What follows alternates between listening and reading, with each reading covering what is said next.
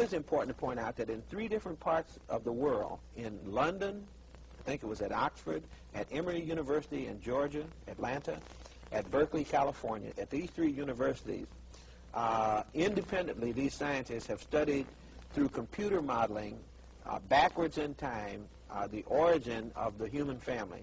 And they come up with a woman they call African Eve. And instead of 100,000 years old, this woman is 250,000 years old. That's the estimate. And it turns out that in their theory, one African woman is responsible, or at least is the direct ancestor of every human being on the face of the earth. Everybody who now lives traces their ancestry back to this one African woman. And the speculation about how she looked is that she would look like a person that we call the Australian bush people. I mean, the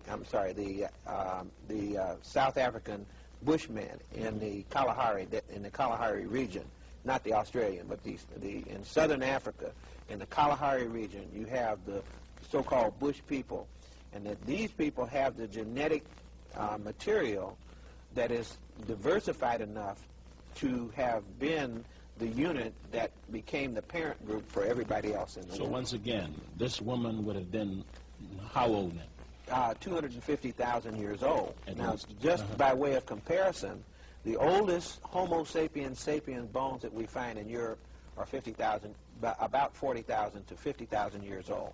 This is the Grimaldi skeletons that were found in the Grimaldi cave. So you have the African, how long ago now? You have the African at least 200,000 years before they moved to the European continent. And the European comes on the scene when? Well, the African comes on the scene in Europe approximately 50,000 years ago. In other words, the first European was an African too, and is still an African. It's just an African who has changed. And once again, what happened to that African once he got to Europe? Well, you had several ice ages and a change in environment, and the theory is that the change in environment, and especially the ice age part of it, being cut off from the African continent, having a completely different environment with respect to diet and climate and all those things, resulted over a 20,000 year period in physical changes, genetic mutations to adapt to that particular environment.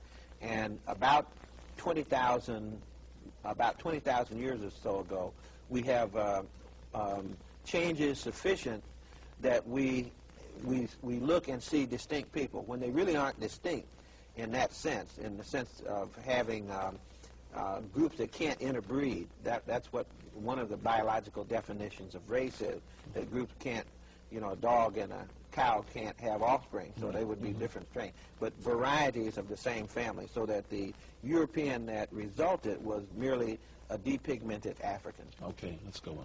Okay.